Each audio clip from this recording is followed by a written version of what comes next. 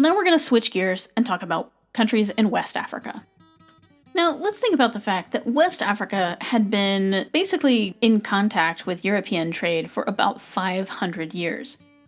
And this meant that when Europeans took control of West Africa, they did not enforce as much modernization upon their subjects. It did not take them long to appreciate that they already had within their grasp a way to counter European political domination. The organization of a nationalist reaction rooted itself in the achievements of West African history, and organized itself along, strangely, European lines of clubs, professional organizations, chambers of commerce, and ultimately trade unions and political parties. West African society was very open to international influence. From at least the 1850s onward, a swelling stream of West Africans had been going to Edinburgh, London, Paris, and other centers of higher education. By the 1920s, English-speaking people had started going to the United States as well. In such places, they could meet with representatives of oppressed peoples from other parts of the world. West Africans had an affinity with blacks from the West Indies and the United States. English-speaking West Africans were strongly influenced by such major New World black leaders such as Marcus Garvey of Jamaica and W.E.B. Du Bois of the United States. They attended the Pan-African Congresses from 1900 to 1945, which were held in London, Paris, New York, Brussels, and Manchester, England. By the time of the last of these in Manchester in 1945, what had begun essentially as a movement from the New World in effect became the training school for the future leaders of the independence movements in Anglophone Africa and West Africa in particular. Much of the debate that took place at the Manchester Conference centered on whether indigenous Africans should continue pursuing a gradual campaign for independence, or whether they should seek the military overthrow of the European imperialists. The conference ended with a statement declaring that while delegates desired a peaceful transition to African self-rule, Africans, quote, as a last resort, may have to appeal to force in an effort to achieve freedom. While the English-speaking West Africans were adopting the credo of Pan-Africanism, those from French West Africa were joining with the French-speaking West Indians, such as Aimé Césaire, to evolve the parallel doctrine of negritude. And there is a reading from Aimé Césaire in the documents.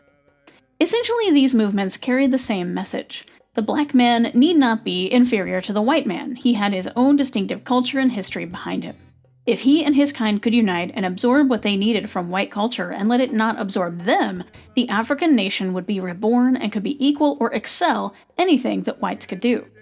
By the 1940s, men bearing this gospel were returning to West Africa in some numbers, and the situation they found in the coastlands at the end of the Second World War was ideal for its propagation. This was especially so in the economically and educationally most advanced colonies, which meant, above all, the British territories, and especially the southern parts of the Gold Coast and Nigeria. In these places, there were significant numbers of Africans who had in some substantial degree emancipated themselves from the constraints of traditional society. Professional men, clerks and shopkeepers, growing numbers of wage earners, and large numbers of farmers receiving cash incomes from growing crops for the world market.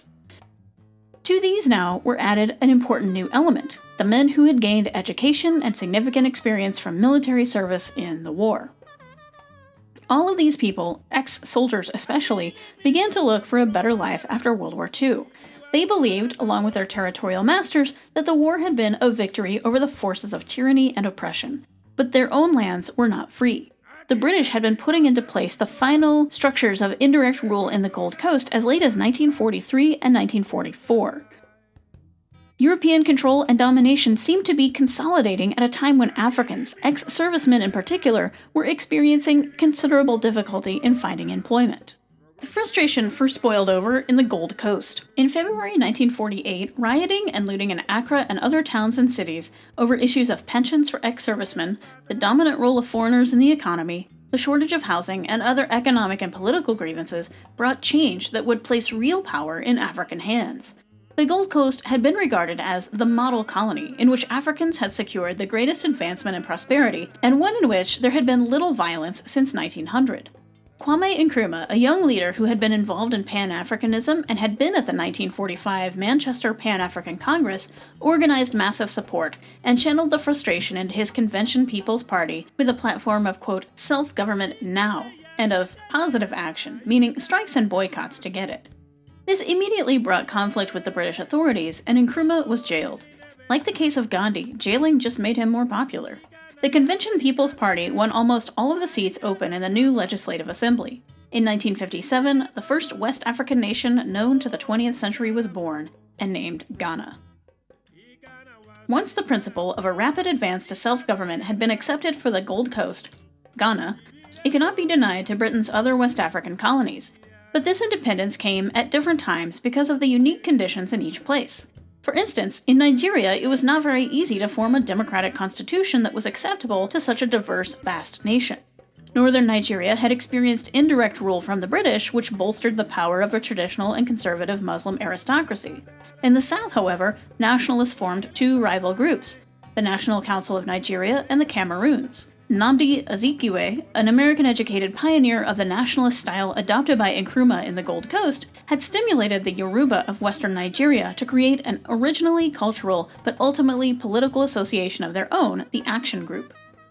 The result was that the strength of the NCNC, the National Council of Nigeria and the Cameroons, tended to be identified with the aspirations of the Igbo of eastern Nigeria. The immediate response to this situation was to turn Nigeria into a federation, in which the North, East, and West could each have a regional administration moving at its own pace and in its own way towards local autonomy. The goal was achieved by the West and East in 1957, and by the North 2 years later. The NCNC hoped to get rapid independence for Nigeria, but that did not happen. However, in 1960, Britain granted Nigerian independence.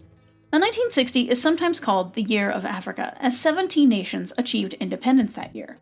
1960 brought about the culmination of African independence movements and the subsequent emergence of Africa as a major force in the United Nations. These rapid political developments led to speculation and hope about the future of Africa as a whole. Yet at the same time, the continent was beginning to face the realities of post-colonial violence. This year also saw the beginning of armed opposition to South African apartheid government, with political ramifications across Africa and around the world. With decolonization fever at its height, it reached down into the Belgian Congo. In the Congo, things began to change in 1958. A former governor-general of the Congo became the colonial minister in Brussels, and decolonization was officially mentioned as a possibility. Congolese political parties began to emerge, and significant numbers of Congolese began to travel outside the Congo to Belgium and elsewhere. 3, including Patrice Lumumba, were able to attend a conference of African independence movement that Nkrumah held in Accra. In January 1959, the proletariat of Leopoldville took to the streets. It saw independence from European domination as the only possible relief for its social and political discontent. Within a year, the Belgian government and parliament were negotiating terms of independence. In May 1960, elections were held for a National Assembly, and on July 1, 1960, an independent Congo Republic was proclaimed. However, just because they reached independence didn't mean their trouble was over. No leader or party had a national following, which meant that the transition to independence was rocky to say the least. Lumumba became prime minister, but had considerable opposition. Lumumba reacted by calling for assistance from the Soviet Union, which promptly sent military advisors and other support.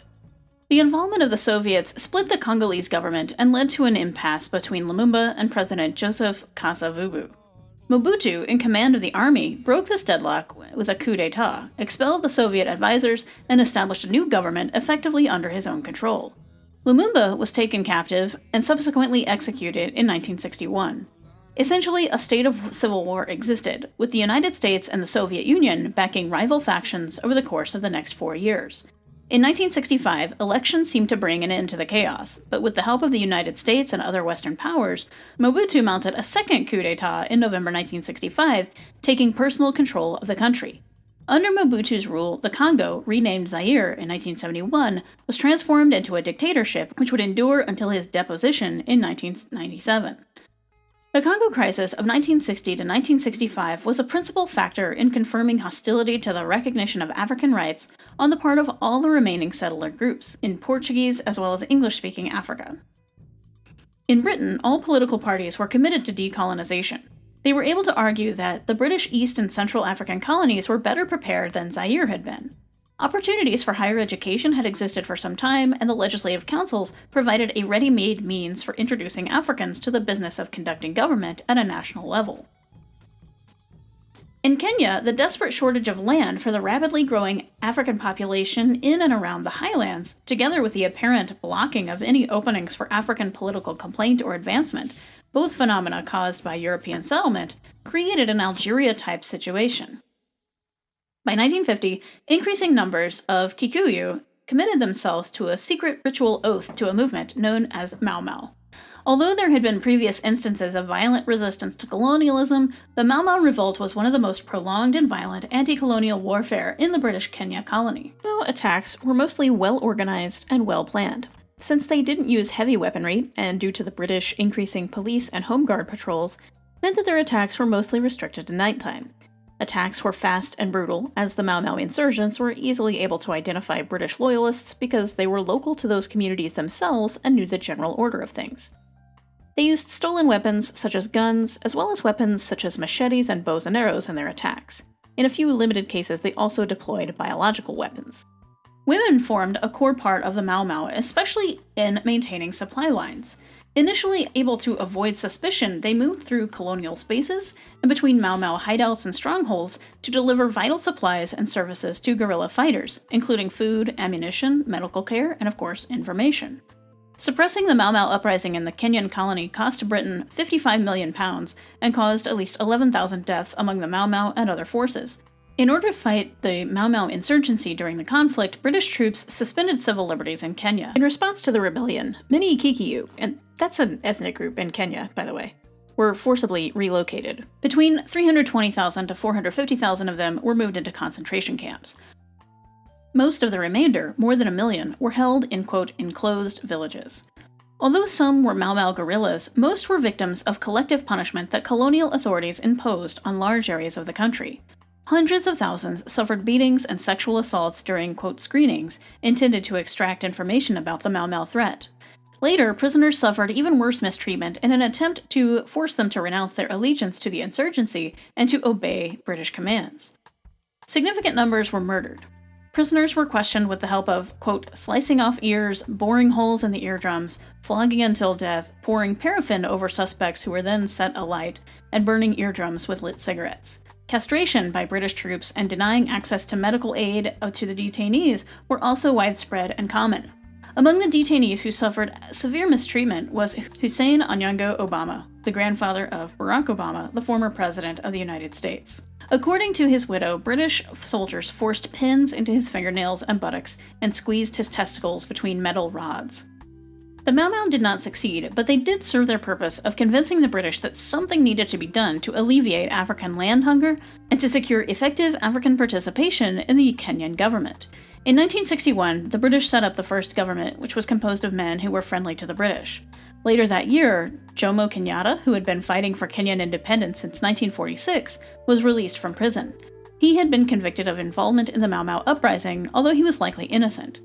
To the white leaders in Kenya, Jomo Kenyatta was their principal enemy, an agitator with links to the Soviet Union, who had the impertinence to marry a white woman for his third wife. His first two wives died. Kenyatta won an electoral victory in 1963, and he ruled Kenya until his death in 1978. Now, I'm sorry that this section of the lecture has been a little bit longer than some of the others, but it was in the service of being able to dedicate just South Africa to its own section of the lecture. So stay tuned for that.